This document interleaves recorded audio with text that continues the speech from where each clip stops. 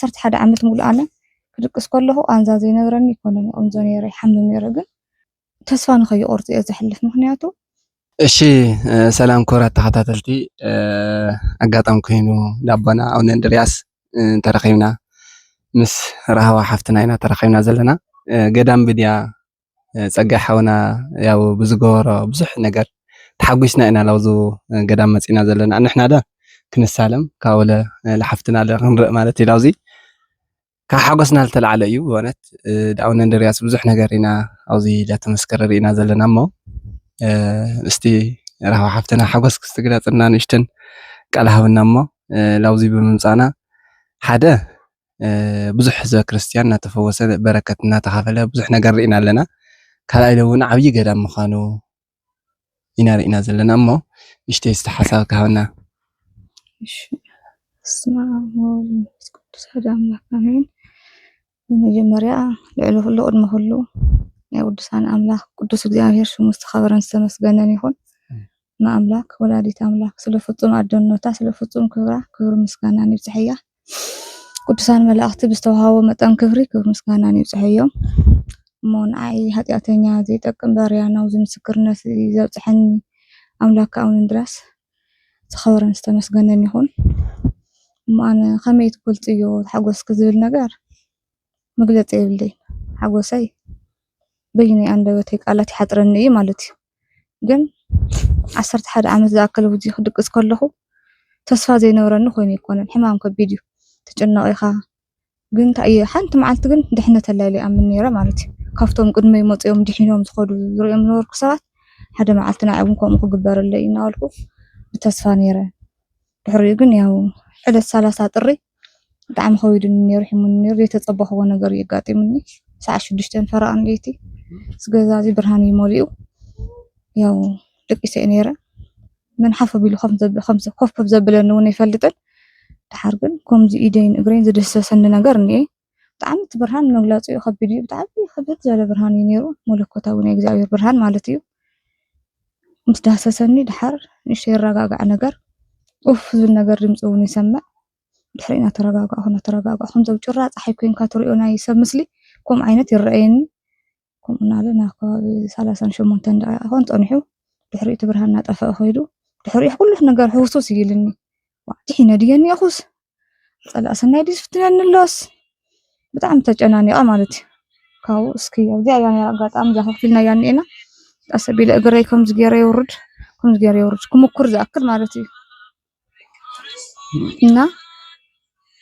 ተረእኹ ምንም ዝሕመኒ ነገር የለን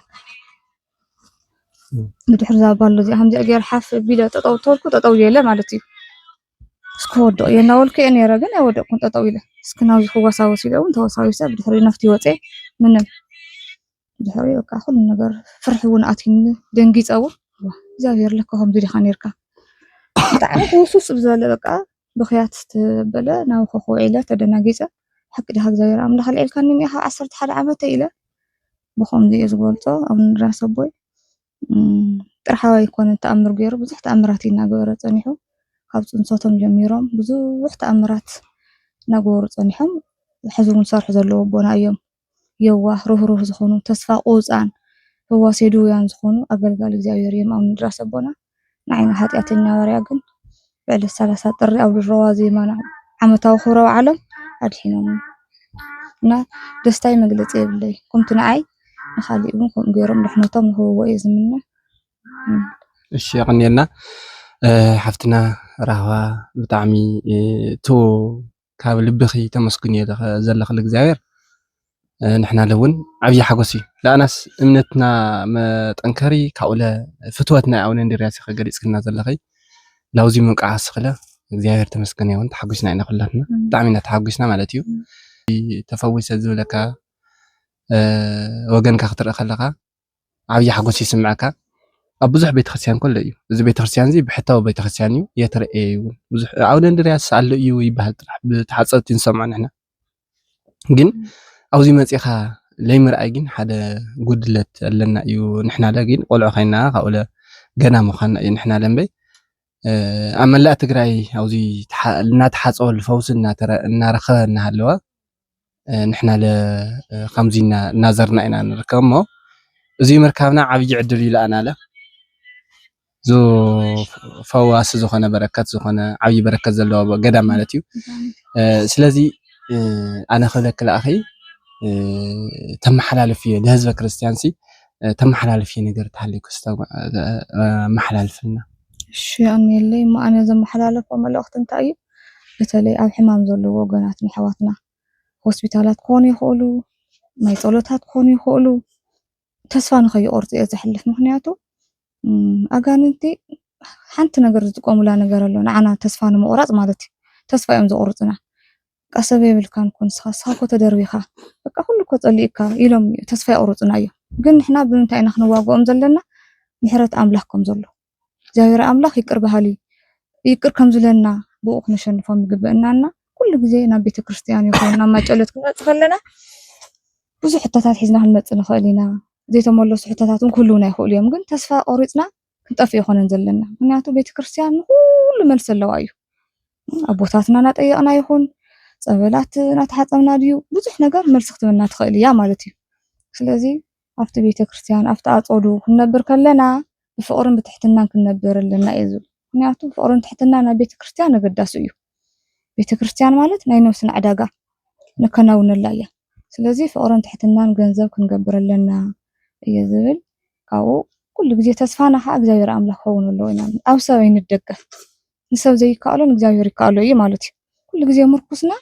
ፈጣሪና ክኸውን ኣለዎ ስለዚ ሓደ መዓልቲ ግን ተልዓሉ ኢሉ ከልዕለና ይኽእል እዩ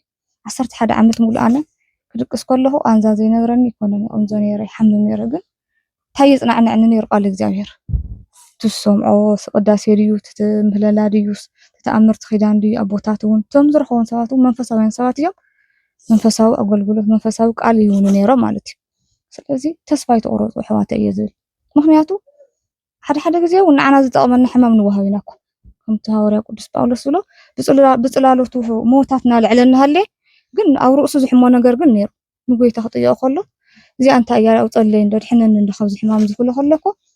እዚኣ ተዲሕንካማ ፀጋ የለን ማለት እዩ ስለዚ ምስ ፀጋ ዝተሓተት ሓዚ ሕማም ክንወሃብ ንኽእል ኢና ስለዚ ንሕና ክንሓምም ከለና ንዓና ዝጠቕመና እዩ ተሓሚምና ኢና ንስሓ ንፈልጥ ተሓሚምና ኢና ናፈጣሪና ንቐርብ ማለት እዩ ስለዚ ዝተወሃብናዮ መከራ ብፀጋ ክንቅበሎ ኣለና እየ ዝብል ክንመረር የብልናን ያው ሰብ ተስፋ ኮይና ናብቱ ንደልዮ ነገር ንክንበፅሕ እግዚአብሔር ኣምላኽና ይርድአና እየ ክብል ደሊ ሽማ ኮራ ተኸታተልቲ ተወሳኺ ድማ ካልኦት ተኣምር ዝተገበረሎም ዝተፈወሱ ህዝበ ክርስቲያን ኣለዉ ካብኣቶም እስቲ ሓንቲ ጥቕስ ተብልልና ተሃለዉ ኣነለይ ያው ኣነ ኣብዚ 11 ዓመት ክቕመጥ ከለኹ ብዙሕ ተኣምራት እየ ርአ ኣብ ሰባት ማለት እዩ ሰላም ትበሃለላ መቐለ እዩ ካብ መቐለ እያ መፅያ ያው ብናይ ሕክምና ስሕተት ኣብ ዓይደር ዝኾነ መጥባሕቲ ገይራ እቲ ዝገበረቶ ናይ ማህፀን ምቑራፅ እዩ ኣጋጢምዋ ድሕሪ ብጭንቀት ተዋሒጣ ሞራላ ተሰይሩ ናብዚ ቦታ እዚ ትመፅእ እሞ ድሓር ናተሓፀበት ሕሰብ ቦታ ወረቐታ ኣነ ባዕለ ርእየ እየ ናይ ጥዕና በዓልቲ ሞያ እውን ስለዝኾንኩ ማለት እዩ ማህፀን ተቆሪፁ እዩ ዘሎ ግን እንታይ ተባሂላ ቆፅሊ ተቆሪፁ እስክትጥዕ ዶ ትፈልጡ እዮ እወ እሞ ማህፀንኩም ከምኡ ነጠጣልኪ ኢና ተባሂላ ድሕሪኡ ናተሓፀበት እቲ ናይ ዴሳታ መፅዩ ድሕሪኡ እውን ዝተሓፀባ ምስ ከደት ከዓ ናብ ክልተ ቆልዑት ምውላድ በቂዓ ኣላ ክብሪ ምስጋና ኣቦና እውን እንድርያስ ክብሪ ይደሊ ብዙሓት ለምፃማት ለምፂ ዝሓዞም እውን ኣብዚ ክፍወት ርአ እየ ማለት እዩ ብዙሓት እውን ተኣሲሮም ሸንሸል ዓብዶም መፅኦም እውን ሸንሸሎም ፈቲሖም ገሊኦም ናብ ምናነ ገሊኦም ናብ ዓለዎም ዝኸዱ ኣለዉ ብዙሓት እውን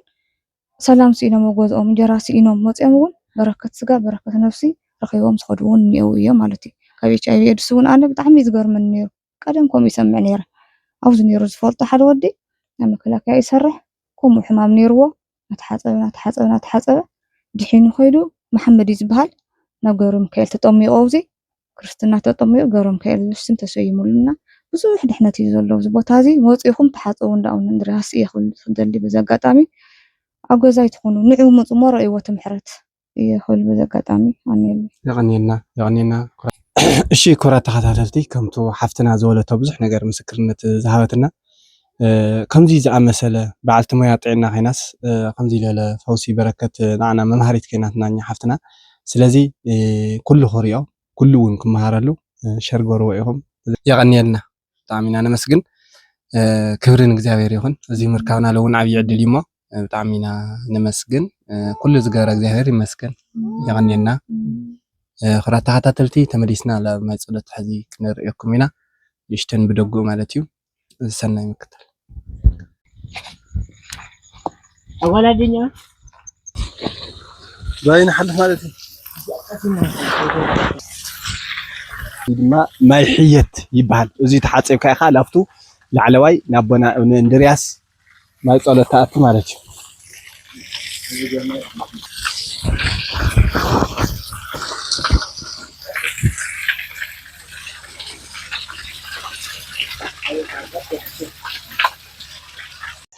ሰላም ክብራት ተኸታተልቲ ሕዚ ድማ ናብ ማይ ፀሎት ኣቢልናኩም ኣለና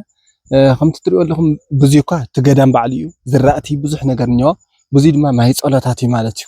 ብዙሕ 7 ዓይነት ማይ ፀሎታት ኣሎ ዳ ኣቦና ኣቡነ እንድርያስ ብእውነት ፀባጡ ቆሚሶም ካብኡ ምንም ነገር ካማና ምግቢ ከይበልዑ እዮም ሓሊፎም ኣቡነ እንድርያስ ዓብይ ታሪክ ዝሰርሑ ኣቦና እዮም ዕለት ሓደ ኣኽብርዎም ማለት እዩ ምስ ኣደና ቅድስት ድንግል ማርያም እዩ ልደቶም ዕለት ሓደ ለካቲት ድማ ዓመታዊ በዓል ህዚ ማይ ፀሎት ከሪአኩም እየ ብጣዕሚ ደስ ካብ ዝበለኒ ነገር ድማ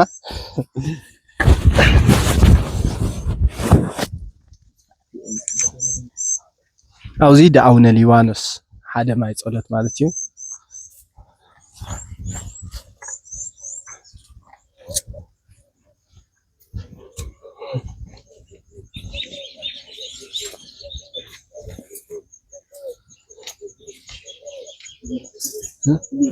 ድንግሊ ዝቀድሕ ኣብዚ ድማ ክብራት ተኸታተልቲ ኣቦና ኣቡነ ሊባኖስ ማይ ፀሎቶም እዚ እዩ ድንግሊ ዝቀድሖ ኣቦና ኣቡነ እንድርያስ ዝገበርዎ ተኣምር ብዙሕ ነገር ገሊ ዝንበበሉ ኣሎ ካብቲ ገሊ ሓደ ደስ ዝበለኒ እንታይ እዩ ብእውነት ሽመይ ኣነ ደ ገብርሄር ሚድያ እዩ ዋና ሰያመ ናተይ ካብኡ ከዓስ ኣቦና ኣቡነ እንድርያስስ ቅድም ማለት እዩ ቅድም ገብርሄር ዝበሃል ነይርዎም ኣድጊ እሙን ኣገልጋሊ ማለት እዩ ኣጥሒኑስ ይመፅእ ነይሩ ካብቲ ገድሎም ፅሑፍ እኒኦ ሓደ ገብርሄር ዝበሃል ኣድጊሲ እሙን ኣድጊ ነይርዎም ኣጥሒኑ ይመፅእ ነይርዎም እሙን ኣገልጋሊ ካብኡ ኸ ገብርሄር ኢሎም ሰይሞም ቦታ ኣርጎም ማለት እዩ ዳቦና እንድርያስ ብዙሕ ነገር ኣብቲ ገድሎም ብዙሕ ነገር ታሪክ ኣሎ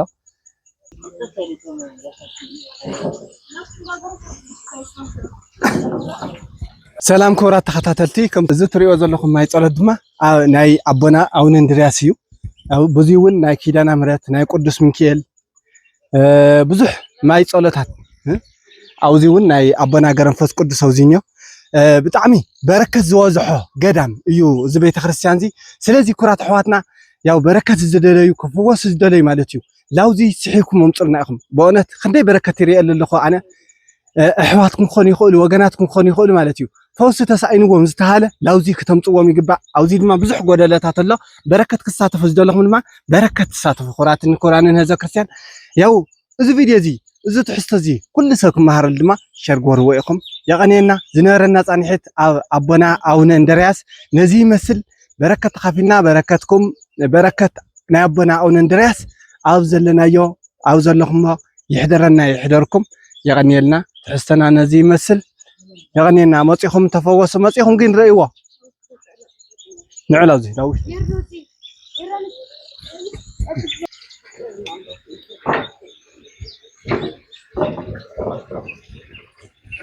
سعد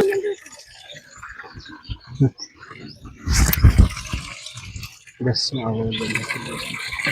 زيد ما نبغى أو نندرس ما يصير الله أنا بيجاكم ده